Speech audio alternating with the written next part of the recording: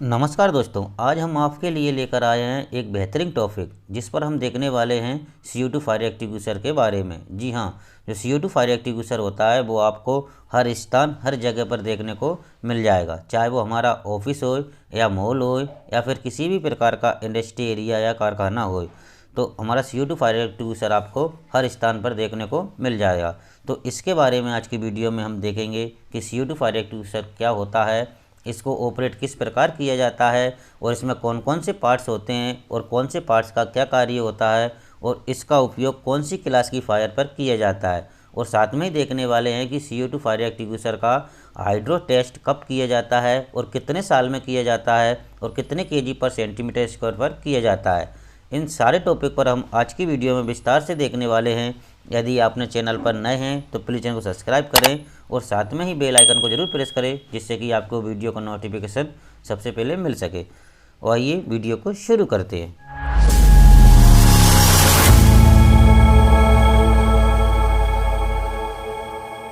जैसा कि दोस्तों आप देख सकते हैं कि कुछ इस प्रकार हमारा CO2 फायर एक्टिंग्विशर होता है और फायर एक्टिंग्विशर की अपेक्षा CO2 फायर एक्टिंग्विशर की डिज़ाइन अलग होती है। अलग डिज़ाइन का मतलब होता है कि जो CO2 फायर एक्टिंग्विशर होता है उसके ऊपर प्रेशर गेज लगा नहीं होता है और फायर एक्टिंग्विशर होते हैं उसके ऊपर प्रेशर गेज लगा होता है। मात्र CO2 ही सिलेंडर होता है, इसके ऊपर प्रेशर गेज लगा नहीं होता है। जो CO2 फायर एक्टिंग्विशर होता है उसके अंदर दोस्तों CO2 गैस भरी होती है। जो CO2 गैस भरी होती है वो 50 kg/cm² का प्रेशर से इसमें भरी जाती है। जी हाँ दोस्तों, जो CO2 फायर एक्टिंग्विशर होता है उसके अंदर CO2 गैस भरी होती है, वो 50 kg/cm² के प्रेशर से इसके अंदर भरी होती है। अब बात करते हैं कि CO2 फायर एक्टिंग्विशर कितनी कैपेसिटी की मात्रा में आते हैं। तो दोस्तों CO2 फायर एक्टिंग्विशर होता है वो 2 kg, 4.5 kg, 6 kg, 9 kg और 22.5 kg कैपेसिटी में आता है और जो कैपेसिटी के अनुसार इसका उपयोग किया जाता है। जो 2 kg का CO2 फायर एक्टिंग्विशर होता है उसका उपयोग हम हमारी गाड़ियों के अंदर करते हैं और बाकी का जो 4.5 kg, 6 kg, 9 kg और 22.5 kg का होता है वो हम इंडस्ट्री एरिया में इसका उपयोग करते हैं। दोस्तों अब बात करते हैं कि CO2 फायर एक्टिंग्विशर के पार्ट्स के बारे में, कौन कौन से पार्ट्स होते हैं और कौन से पार्ट्स का क्या कार्य होता है। तो दोस्तों सबसे पहले हमारा आता है ओपन बाल। जी आप देख सकते हैं, जी हमारा ओपन बाल है, इसके द्वारा CO2 फायर एक्टिंग्विशर को ऑपरेट किया जाता है। इसके बाद में आता है सेफ्टी पिन। ये वाला भाग सेफ्टी पिन होता है। सेफ्टी पिन का कार्य होता है कि जो हमारा ओपन बाल है उसको ऑपरेट नहीं होने देता। जब तक हम सेफ्टी पिन नहीं निकालेंगे तब तक हमारा ओपन बाल ऑपरेट नहीं होगा। किसी स्थान पर हम सिलेंडर को ले जाते हैं या लगा हुआ है, सिलेंडर गिर जाता है, तो उस स्थिति में अगर सेफ्टी पिन लगी है तो हमारा जो सिलेंडर है वो ऑपरेट नहीं होता है। इसके बाद में आता है हमारा अगला डिस्चार्ज होज। ये वाले भाग को हम डिस्चार्ज होज बोलते हैं, जिससे कि CO2 गैस इसके द्वारा बाहर निकलती है। इसके बाद में आता है डिस्चार्ज हॉर्न। जी ब्लैक कलर का दिखाई दे रहा है आपको, जो हमारा डिस्चार्ज हॉर्न है, जिसके द्वारा CO2 गैस होती है उसको हम जिस स्थान पर आग लगी है, फायर लगा हुआ है, उस पर हम CO2 गैस का छिड़काव करते हैं। इसके बाद में आता है हमारा कैरिंग हैंडल। इस वाले भाग को जो ब्लैक कलर का है इसको हम कैरिंग हैंडल बोलते हैं। इसके द्वारा हम सिलेंडर को एक स्थान से दूसरे स्थान तक उठाकर ले जा सकते हैं। इसके बाद में आता है हमारा बॉडी। ये आपको दिख रहा है पूरा हमारा बॉडी है और ये बॉडी के अंदर ही CO2 गैस भरी होती है और जो हमारी बॉडी होती है वो माइल्ड स्टील की बनी होती है। इसमें किसी प्रकार का जॉइंट या थ्रेड नहीं होते हैं। ये पूरा एक ही शेप में, एक ही आकार में बनाया जाता है। इसके बाद में आता है हमारा सेफ्टी डिवाइस। जिस वाले भाग को हम सेफ्टी डिवाइस कहते हैं। इसका कार्य होता है कि जब हम सिलेंडर को ऑपरेट करते हैं और किसी कारणवश हमारे डिस्चार्ज होज में कुछ फंस जाता है और गैस नहीं निकलती है, तो उस समय हम हमारा सेफ्टी डिवाइस वाल्व खोलकर इसके अंदर जो गैस भरी हुई है उसको हम निकाल सकते हैं और इसके बाद हम CO2 फायर एक्टिंग्विशर होता है उसका मेंटेनेंस कर सकते हैं। तो इस प्रकार इसके पार्ट्स होते हैं और पार्ट्स का इस प्रकार कार्य होता है। अब बात करते हैं कि मेंटेनेंस किस प्रकार किया जाता है।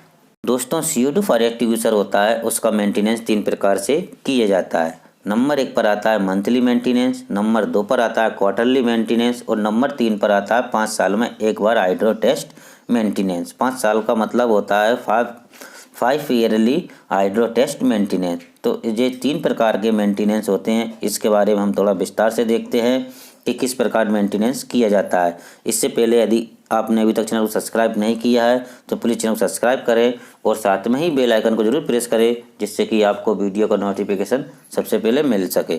तो नंबर 1 पर था हमारा मंथली मेंटेनेंस। मंथली मेंटेनेंस का मतलब होता है कि इस प्रकार के मेंटेनेंस में हम सिलेंडर की बाहरी जांच करते हैं, जैसे कि सेफ्टी पिन है या नहीं है, उस चीज़ को देखना है। इसके बाद इसका जो ओपन बाल है वो इसके ऊपर ओपन बाल है या नहीं है। इसके बाद डिस्चार्ज ट्यूब को देखते हैं और डिस्चार्ज हॉर्न को देखते हैं कि ये है कि नहीं है, या किसी प्रकार से टूटा फूटा तो नहीं है। यदि टूट फूट गया हो तो इसका मेंटेनेंस करना है, इसको चेंज करना है।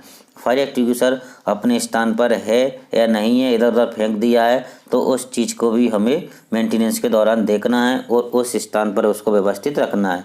इन सभी के बारे में चेक करते हैं। इसके बाद फायर एक्सटिंग्विशर के ऊपर हम जिस डेट को हमने चेक किया है वो डेट लिख देते हैं। तो इस प्रकार से मंथली मेंटेनेंस किया जाता है। इसके बाद में आता है हमारा क्वार्टरली मेंटेनेंस। दोस्तों, जो क्वार्टरली मेंटेनेंस होता है उसमें हमारा CO2 फायर एक्सटिंग्विशर होता है, उसका वजन किया जाता है और जो वजन किया जाता है वो वेट मशीन के द्वारा किया जाता है। जो हमारा फायर एक्सटिंग्विशर होता है उसका वजन, यदि हमारा जो मेन वजन है, जो ग्रोस वजन है बॉडी और गैस का, उस वजन से यदि 10% कम वजन होता है तो उस फायर एक्सटिंग्विशर का उपयोग नहीं किया जाता, उस फायर एक्सटिंग्विशर को मेंटेनेंस के लिए भेज दिया जाता है। तो इस तरीके से क्वार्टरली मेंटेनेंस किया जाता है। क्वार्टरली मेंटेनेंस में हाइड्रो हमारा CO2 फायर मतलब होता है कि 5 साल में एक बार इसके बारे में आता मेंटेनेंस किया जाता है। दोस्तों, जो हमारा CO2 फायर एक्सटिंग्विशर होता है उसका हाइड्रो टेस्ट 5 साल में एक बार किया जाता है, जिसमें जो हमारा CO2 फायर एक्सटिंग्विशर होता है उसको 250 kg पर सेंटीमीटर स्क्वायर का प्रेशर देकर उसका हाइड्रो टेस्ट किया जाता है। इसको जब हम हाइड्रो टेस्ट करते हैं तो हमारा जो सिलेंडर होता है उसको हम खाली कर देते हैं और उसके बाद उसको हम साफ पानी से धोते हैं और साफ पानी से धोकर उसके अंदर पानी भर लेते हैं। इसके बाद में जो हमारे हाइड्रो टेस्ट मशीन होती है उससे हम CO2 के अंदर सिलेंडर होता है उसके अंदर 250 kg पर सेंटीमीटर स्क्वायर का प्रेशर देते हैं और प्रेशर देने के बाद में उसे 2 से 3 मिनट तक रखते हैं। उसके दौरान अगर इसमें किसी भी प्रकार का लीकेज होता है तो हम जो हमारा CO2 फायर एक्सटिंग्विशर की बॉडी होती है, सिलेंडर होता है, उसे हम उपयोग में नहीं लाते हैं और उसे हम रिजेक्ट कर देते हैं। और इसका हाइड्रो टेस्ट होता है वो 5 साल में एक बार किया जाता है और सभी फायर एक्सटिंग्विशर होता है उसका हाइड्रो टेस्ट 3 साल में एक बार किया जाता है। मात्र CO2 सिलेंडर ही होता है जिसका हाइड्रो टेस्ट 5 साल में एक बार किया जाता है, वो भी 250 kg पर सेंटीमीटर स्क्वायर पर किया जाता है। इसके बाद हम बात करते हैं कि 4.5 यानी कि 4.5 kg CO2 फायर एक्सटिंग्विशर की जेट रेंज के बारे में। तो इसकी जेट रेंज होती है वो 7 से 8 फीट की होती है और जो खाली होने का समय होता है वो लगभग 20 से 30 सेकेंड में ये खाली हो जाता है और 90% ये खाली होता है। इसका वर्किंग प्रेशर की बात करें तो ये 17.5 kg पर सेंटीमीटर स्क्वायर से इसका वर्किंग प्रेशर होता है। जब ये खाली होता है, इसको ऑपरेट किया जाता है तो इसके डिस्चार्ज उससे 17.5 kg पर सेंटीमीटर स्क्वायर का प्रेशर आता है। लेकिन जो CO2 फायर एक्सटिंग्विशर होता है उसका अंदर का जो प्रेशर होता है वो 50 kg पर सेंटीमीटर स्क्वायर का प्रेशर होता है। इसके अंदर 50 kg पर सेंटीमीटर स्क्वायर के प्रेशर से CO2 सिलेंडर के अंदर रिपलिंग के दौरान डाली जाती है। दोस्तों, अब बात करते हैं कि CO2 फायर एक्सटिंग्विशर का उपयोग किस प्रकार किया जाता है। तो दोस्तों, सबसे पहले हमारा जो CO2 फायर एक्सटिंग्विशर है उसको हटाना है और आग के स्थान पर लेकर जाना है और साथ में एक बात का ध्यान रखना है कि हवा किस डायरेक्शन की चल रही है। जो हवा चल रही है उसके विपरीत दिशा में हमें खड़ा होना है और सिलेंडर को एक हाथ से इसका हैंडल है उसको पकड़ना है और दूसरे हाथ से जो सेफ्टी पिन लगी है उसको निकालना है और जो हमारा ओपन बाल है उसको धीरे धीरे घुमाना है